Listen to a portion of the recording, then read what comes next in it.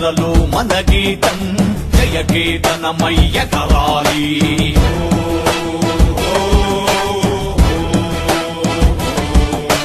జంఝామారుత జన నినాదమై జయ గంటలు మోగించాలి. నమస్కారం, ఎన్డీసీ కథనానికి స్వాగతం.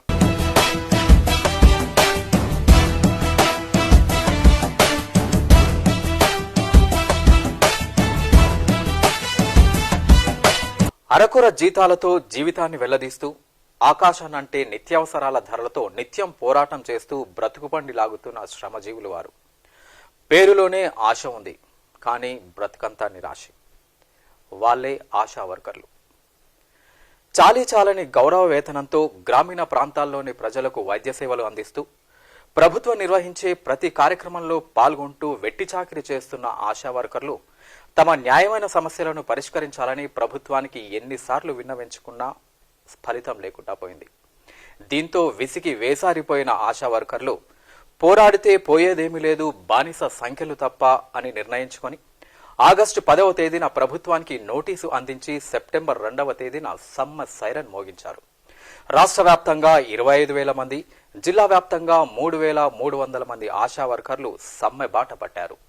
2006 సంవత్సరంలో నాటి కేంద్ర ప్రభుత్వం ఎన్ఆర్హెచ్ఎం పథకం ప్రవేశపెట్టింది. 1000 మంది జనాభాకు ఒక ఆశా వర్కర్ను నియమించింది. శిశు, గర్భిణీ స్త్రీల ప్రసవ మరణాలను తగ్గించాలనేదే ఈ నేషనల్ రూరల్ హెల్త్ మిషన్ ముఖ్య ఉద్దేశం. గర్భిణీ స్త్రీలను గర్భం ధరించిన నాటి నుండి ఆసుపత్రికి తీసుకువెళ్తూ వైద్య పరీక్షలు చేయించడం, ఆసుపత్రిలోనే డెలివరీ అయ్యే విధంగా చూడడం, తగిన వైద్య సలహాలు అందించడం, ఆరోగ్య విషయాలపై ప్రజలకు అవగాహన కల్పించి ఎయిడ్స్, టీబీ, మలేరియా, లెప్రసీ లాంటి భయంకరమైన జబ్బుల పట్ల అప్రమత్తత చేసి చిన్నపిల్లలకు టీకాలు వేయించడం, ఆరోగ్య విషయంలో ప్రజలను చైతన్యవంతులను చేయడం వంటివి ఆశా వర్కర్ల పని. ఆశా వర్కర్లు కేవలం ఆరోగ్య విషయంలోనే కాకుండా ప్రభుత్వాలు ప్రవేశపెడుతున్న అనేక సంక్షేమ పథకాల్లో సైతం పాల్గొంటూ ప్రభుత్వ పథకాలపై అవగాహన కల్పిస్తూ ర్యాలీల్లో, సభల్లో, సమావేశాల్లో తమ సేవలు అందిస్తున్నారు. ముఖ్యంగా ఈ విషయాల్లో రాష్ట్ర ప్రభుత్వం వారిని ఎక్కువగా ఉపయోగించుకుంటోంది. అంగన్వాడీ మధ్యాహ్న భోజన పథకం, సాక్షర భారతి, ఉపాధి హామీ లాంటి కేంద్ర ప్రభుత్వ పథకాలకు రాష్ట్రం తమ వాటా ఇస్తుండగా తమకు మాత్రం ₹1 కూడా ఇవ్వడం లేదనేది ఆశా వర్కర్ల ఆవేదన. మిషన్ కాకతీయ లాంటి రాష్ట్ర ప్రభుత్వ పథకాల్లో ఎక్కడ సమావేశాలు జరిగినా అక్కడ తమ స్వంత ఖర్చులతో హాజరవుతున్నామని వారి ఆవేదన. ఇంత చేసినా తమ ఉద్యోగాలకు భద్రత లేదనేదే వారిలో నెలకొన్న ఆందోళన. ఆశా వర్కర్ల సేవకు గాను కేంద్ర ప్రభుత్వం పనికి తగిన పారితోషికంగా ఒక గర్భిణీ స్త్రీ నమోదుకు ₹50, ఒక పిల్లవానికి టీకాలు ఇప్పించినందుకు ₹20, కుటుంబ నియంత్రణ ఆపరేషన్ చేయించినందుకు గాను ₹150 ఇస్తోంది. తమ సమస్యలను సాధించుకునేందుకు పట్టువీడని విక్రమార్కుల్లా ఆశా వర్కర్లు ప్రభుత్వంపై పోరాటం చేస్తున్నారు. ధర్నాలు, దీక్షలు, పలు కోణాల్లో నిరసనలు తెలుపుతూ ప్రభుత్వ స్పందన కోసం 1000 కళ్లతో ఎదురు చూస్తున్నారు. ఆశా వర్కర్ల సేవలను గుర్తించిన కొన్ని రాష్ట్రాల్లో వారికి గౌరవ వేతనం ఇస్తున్నారు. హర్యానాలో ₹500, కేరళలో 1800, బెంగాల్లో ₹1000, తమిళనాడులో గౌరవ వేతనం ఇస్తున్నారు. కాగా తెలంగాణ ఉద్యమం సమయంలో రాష్ట్రం ఏర్పడ్డాక మొదటిసారి ఎన్నికల ప్రచారంలోనూ సీఎం కేసీఆర్ ఆశా వర్కర్లకు వేతనం నిర్ణయిస్తామని, అన్ని సమస్యలను పరిష్కరిస్తామని హామీ ఇచ్చి అధికారంలోకి వచ్చాక తమను నిర్లక్ష్యం చేస్తున్నారని ఆశా వర్కర్లు అంటున్నారు. వేతనం నిర్ణయించేందుకు గౌరవ వేతనం ఇస్తున్న రాష్ట్రాల నుండి నివేదికలు సైతం తెప్పించుకున్నారని వారు చెబుతున్నారు. ఆశా వర్కర్లు చేస్తున్న సమ్మె, చేపడుతున్న నిరసనలపై ఉద్యోగ, కార్మిక, ప్రజా సంఘాలు స్పందిస్తున్నాయి. గ్రామాల్లో పేద ప్రజలకు సేవలందిస్తున్న ఆశా వర్కర్లను ఆదుకోవాలని వివిధ రాజకీయ పార్టీలు సైతం ప్రభుత్వంపై ఒత్తిడికి సిద్ధమవుతున్నాయి. సిపిఎం, సిఐటియులు ఆశా వర్కర్లకు బాసటగా నిలిచాయి. 100 రోజులకు చేరువవుతున్న ఆశా వర్కర్ల సమ్మెపై ప్రభుత్వం తక్షణమే స్పందించి వారి న్యాయమైన సమస్యలను పరిష్కరించాలని కోరుకుందాం.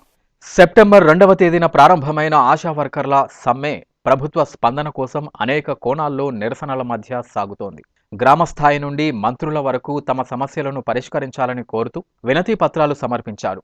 ప్రభుత్వ కార్యాలయాల ముట్టడి, ఒంటికాలు ప్రదర్శన, ఉరితాళ్లతో నిరసన ప్రదర్శనలు, గడ్డి తింటూ మౌనం వహిస్తూ పాటలు పాడుతూ నృత్యాలు చేస్తూ బోనాలతో బతుకమ్మలతో ప్లకార్డు ర్యాలీలు, భిక్షాటన, శవయాత్రలు, దిష్టిబొమ్మల దగ్ధాలు, వెలిగించని ప్రమిదలతో నిరసన, వంటవార్పు ఇలా ఎన్నో రకాలుగా నిరసన తెలుపుతూ వారి గోడు వెలుపుచ్చారు. అయినప్పటికీ ప్రజా ప్రతినిధుల మనస్సు కరగకపోవడం, ప్రభుత్వం నుండి స్పందన రాకపోవడంతో జిల్లాలోని 2500 మందికి పైగా జిల్లా కేంద్రానికి తరలివచ్చిన ఆశా వర్కర్లు డిఎం&హెచ్ఓ కార్యాలయంలో అక్టోబర్ 6-7 తేదీల్లో నిర్వహించిన మహాధర్నాలో పాల్గొన్నారు. అక్కడే వంటవార్పు నిర్వహించి నిద్రించి ఆవేదనను అక్కసును వెళ్లగక్కారు.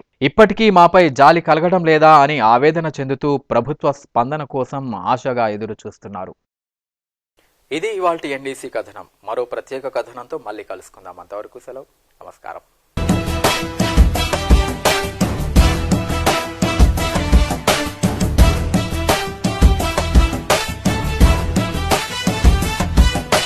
జనజాతరలో మన గీతం జయకేతనమై ఎగరాలి.